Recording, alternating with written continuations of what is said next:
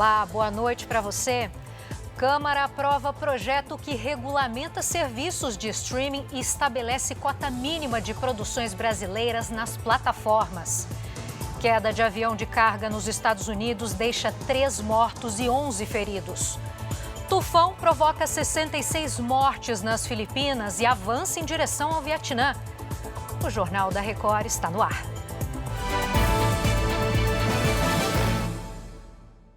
Oferecimento: Bradesco, fuja de cilada financeira. A Câmara dos Deputados aprovou um projeto com novas regras para as plataformas de streaming. A gente começa essa edição por Brasília com a Jaqueline Frison. Jaqueline, boa noite para você. O que muda? Oi, Giovana, muito boa noite para você, para todos que estão conosco. O projeto cria um imposto para empresas que oferecem vídeos, filmes, também séries e transmissões pela internet. Hoje votaram 330 deputados a favor desta medida, 118 foram contrários. Esse texto cria uma taxa destinada ao setor audiovisual brasileiro a ser paga pelas plataformas de streaming. A cobrança vai ser feita com base no faturamento de cada uma dessas empresas. E as plataformas de séries e filmes devem manter também um catálogo mínimo de 10% de produções nacionais. Haverá ainda um prazo mínimo de 9 semanas para a exibição de filmes nas plataformas depois do lançamento nos cinemas. Este texto ainda precisa passar pelo Senado, Giovana. Jaque, outro assunto aqui de Brasília, né? O avanço do projeto que altera a licença paternidade. O que vai mudar? Conta pra gente. Conto sim, essa proposta foi aprovada aqui na Câmara dos Deputados. Ela diz o seguinte, que em até 4 anos a licença paternidade vai ser de 20 dias. Hoje é de 5 dias. O novo prazo vai ser adotado de forma progressiva ao longo dos anos. Começa então com 10 dias durante os 2 primeiros anos, aí sobe para 15 dias no terceiro e 20 dias no 4º ano. O texto também prevê o pagamento de remuneração integral durante essa licença paternidade. Esse projeto volta ao Senado depois das mudanças feitas pelos deputados. Giovana. Obrigada pelos detalhes, Jaqueline. A Câmara dos Deputados aprovou reajuste de 24% para servidores do Judiciário. O aumento vai acontecer de maneira escalonada de 2026 até 2028. 2 projetos foram aprovados. O primeiro concede reajuste sobre os salários de 8%. O segundo reformula o adicional de qualificação e reajusta os valores das bonificações. Os 2 textos seguem agora para avaliação dos senadores. A ministra do Tribunal Superior Eleitoral, Isabel Galotti, votou para que o governador Cláudio Castro, do Rio de Janeiro, seja cassado e se torne inelegível. Ela é relatora das ações e considerou que o governador carioca e Rodrigo Bacelar, presidente da Assembleia Legislativa do Rio, cometeram o crime de abuso de poder político. O ministro Antônio Carlos Ferreira pediu vista e suspendeu o julgamento. Ele só deve ser retomado em 2026. Isso porque o prazo para que o pedido de vista se encerre é de 30 dias prorrogáveis por mais 30 e o judiciário entra em recesso no dia 19 de dezembro. O Tribunal Superior Eleitoral aprovou a criação do partido Missão. O surgimento da nova sigla foi aprovado por unanimidade no TSE. O ministro André Mendonça, relator do pedido, solicitou 2 ajustes no Estatuto do novo partido em até 90 dias. O Missão é ligado ao Movimento Brasil Livre, o MBL, e vai usar o número 14 nas urnas. A sigla apresentou ao TSE mais de 577 mil assinaturas válidas, número que é superior ao mínimo exigido para a criação de novos partidos. Segundo os líderes, a legenda vai ter candidato próprio à presidência da República em 2026. A presidente do Superior Tribunal Militar, ministra Maria Elizabeth Rocha, primeira mulher a ocupar o cargo, respondeu na abertura da sessão desta terça-feira os comentários feitos pelo também ministro da Corte, tenente brigadeiro do ar, Carlos Augusto Amaral Oliveira.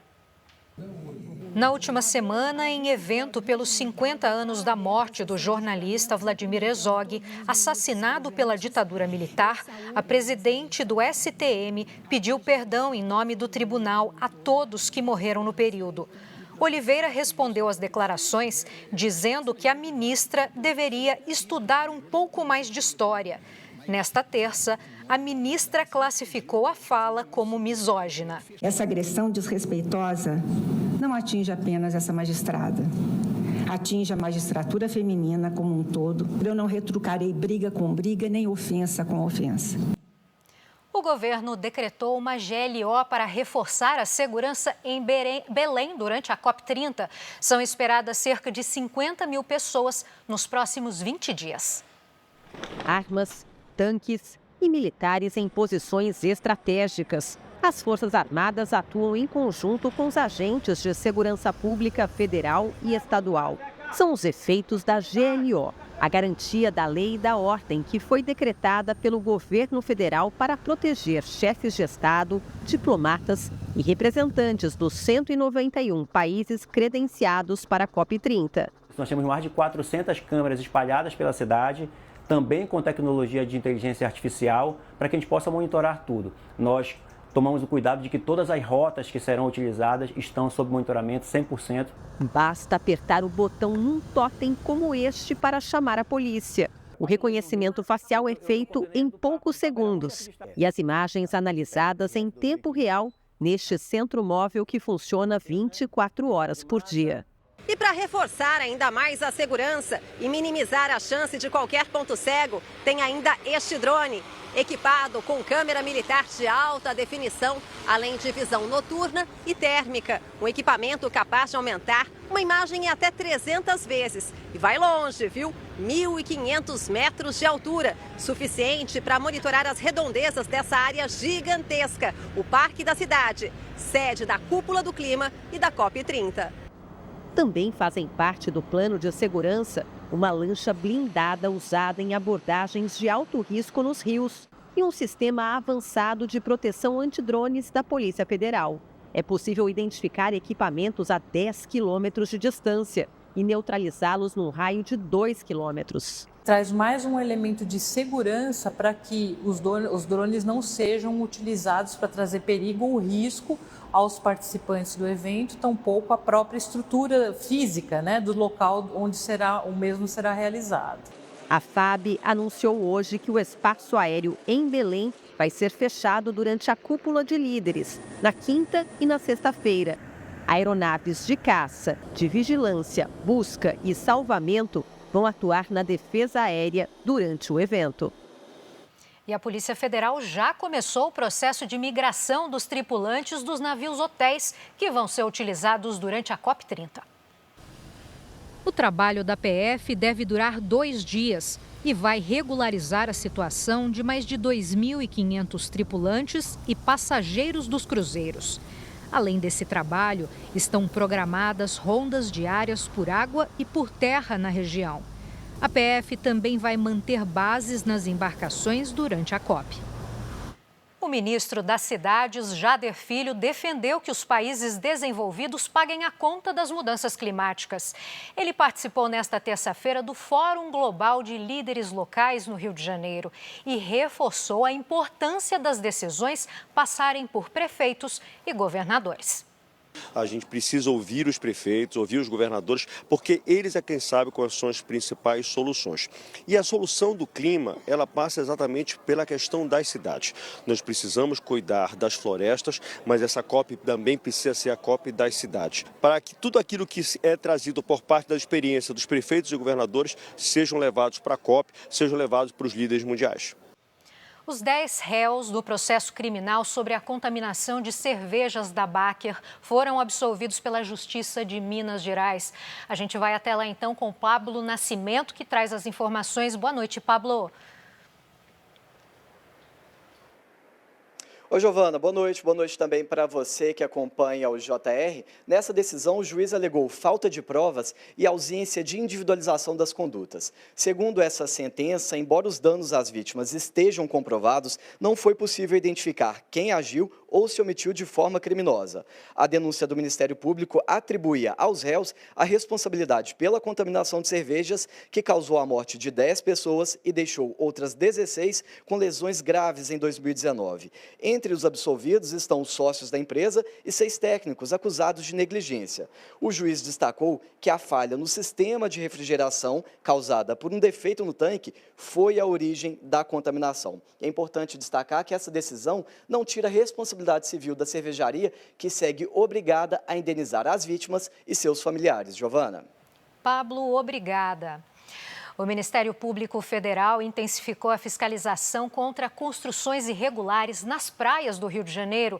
Leonardo Aque agora quem traz os detalhes. Boa noite, Léo.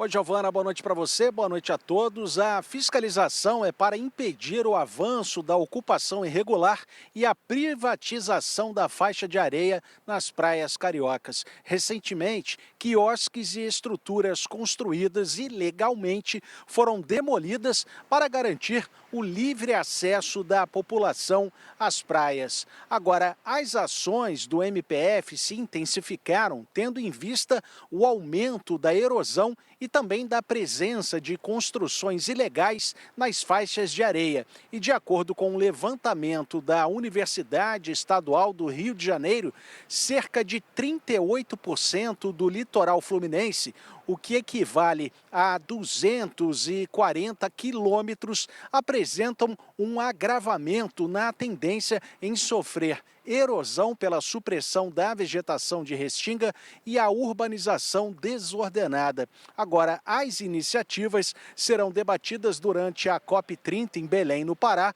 onde o MPF pretende destacar a importância da preservação das praias como bens coletivos e ecossistemas vitais para a conservação das cidades costeiras. Giovana? Obrigada, Léo. A inadimplência das famílias brasileiras quebrou recorde histórico pelo 3º mês consecutivo. A repórter Rani Oliveira traz as informações. Boa noite, Rani. Boa noite, Giovana, e a todos que nos acompanham. O índice de endividados chegou a 79,5% em outubro, de acordo com a Confederação Nacional do Comércio. Além disso, a proporção das famílias que atrasaram as parcelas de suas dívidas foi de 30,5%. Já o percentual que disse que não tem condições de pagar os valores em atraso alcançou 13,2%. Essa é a maior taxa da série histórica. Segundo a presidência do Sistema Sesc-Senac, os dados são um alerta para a necessidade de ajustes, principalmente na área fiscal, para que os resultados de 2025 não se repitam ou se agravem em 2026.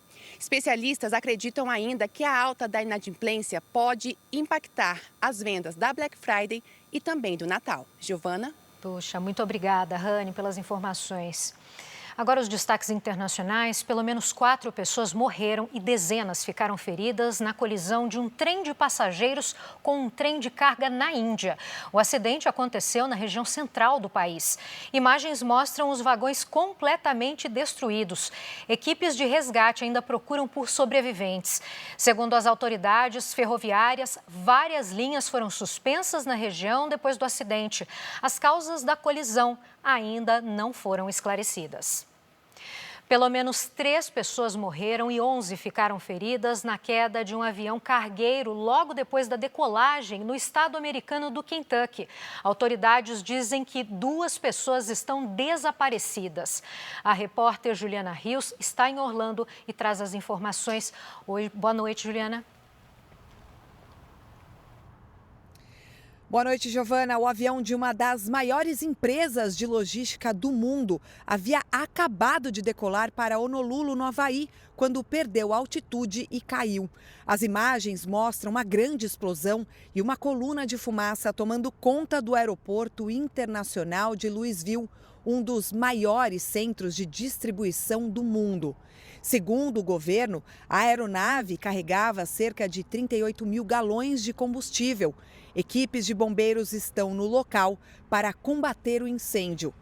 As autoridades pediram que os moradores evitem circular em um raio de 7,5 km do aeroporto, que precisou ser fechado. Giovana. Obrigada pelas atualizações, Juliana. Os Estados Unidos realizaram um novo ataque militar contra uma embarcação suspeita de transportar drogas no Pacífico. Foi o 17º barco atingido pelas forças americanas. Segundo o secretário de Guerra dos Estados Unidos, os 4 homens a bordo foram mortos e a operação foi conduzida em águas internacionais. O governo de Donald Trump classificou a operação como parte de uma campanha contra cartéis de drogas latino-americanos. E o número de mortos pelo tufão nas Filipinas pode chegar a 66, incluindo as vítimas de um acidente com um helicóptero militar. Agora a gente vai trazer as atualizações com a correspondente Silvia Kikuchi, que fala ao vivo do Japão. Olá, Silvia. Oi, Giovana. Boa noite a todos aí no Brasil. Olha só, a região mais atingida foi a ilha de Cebu, onde foram confirmadas 39 mortes até agora. As inundações foram extremas. Carros e caminhões foram arrastados pela água e muitos moradores precisaram se abrigar nos telhados. Em Leyte, os ventos fortes arrancaram árvores e destruíram casas. Em todo o país, quase 400 mil pessoas foram afetadas e muitas estradas continuam intransitáveis. O tufão deixou a ilha de Palawan e segue em direção ao Vietnã. Deve chegar ao país amanhã à noite com rajadas de até 180 km por hora e muita chuva. Volto com você, Giovana. Obrigada pelas informações, Silvia. Um ótimo dia de trabalho para você.